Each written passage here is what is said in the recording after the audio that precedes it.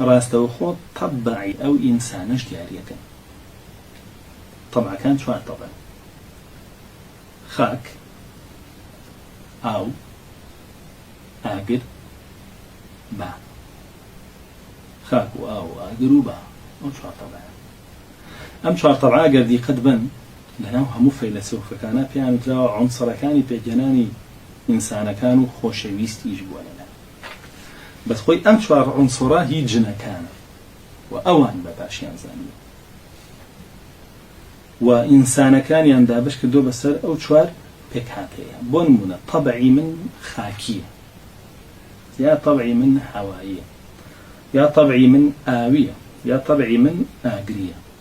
عادة طبعي آقري زور زوكالي شو أهم شيطان خوي لجنة هم إنسان خوي طبعي آقري يعني توربونش بيغمر صلى الله عليه وسلم جمريك لجهنم لاقر فرمي بشكوه كلاقر توربون وهم سحريش خوي بو زياد بوني أو بشكوه آقري زور بأساني كاريكيكا بو عادة نو كساني كسحري كطبيعي آقري يعني هي وطريسمي آقرين بسر يعني آخرين قدوا بسر سحرك يعني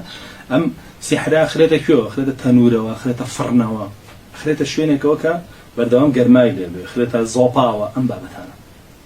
ويقد بيتو بون منا آخرتك جنة ذاكي زور لي تورني زور عصبي بيلك ياخذ عين نشد بعكسه بياوكا لا آخرتك تورا بيا آخرتك بابروات قري لناو خزمكانيا لناو مالكي خويا لناو فرنيا لناو تباخيا لناو زوبايا إلا سحريان بخصوص على جاري خلناو قلوبو شنو قلوبيش طبيعي قديتيا خلناو قلوبو ولا سجل سن بس نبي وياه لناو قلوبا كان اعتيادي خلنا يوس يعني لقى جاري وازو بشكل توبا نار حدث وين يوسف زور بدك أيوة كسي طبيعتي خاكية سحرك يشيليه كان خاكي يعني كسي متواضع هي منو لسرقو أواني أتشن سحرك يشيليه كان سحرك يبن كان ناو قبره بالذات خلنا ناو قبري من الله لناو قرصانك بقى أمن دل لاي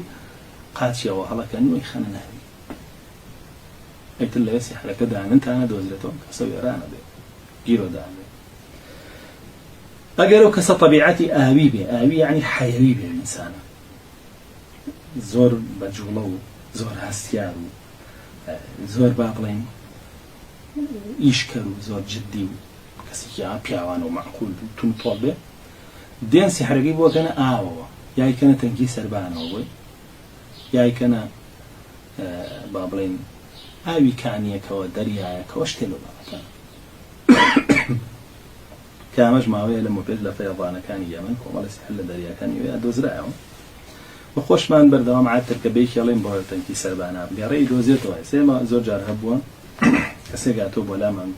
حسمان كردو سيحري لك داو بومان دياري كردوها سيري طبيعتي خوي مان كردوها لقصة كردو رفتالا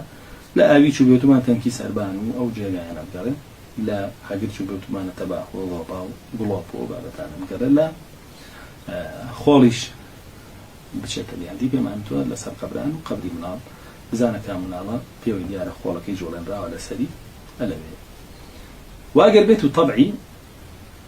أو إنسانة هوائي بين هوائي يعني إنسانة كي تبيعت بابلين نرم بيه لقلها مكسب بكونجي لقلها مشد بكونجي سير تبيعتي بكيلو الشيء بها مشتي رازي بيه قانع بيه أو سيركي سحركي أي جربان لشينك هلا واسم بداركو هذي واسن جاري وايكن بقاشي بالض ليكو جاري وايكن بسعركيو هاي بستن لسعركي لا اشتغلوا بابتا يتر حتى او بجولته هوا زياتر لي با امش حتى اقرا كغرم تربيه ايش حتى خولك تطب تربيه وبالاني بسرا بالي او شق بيتو ايش حتى اكو بابلين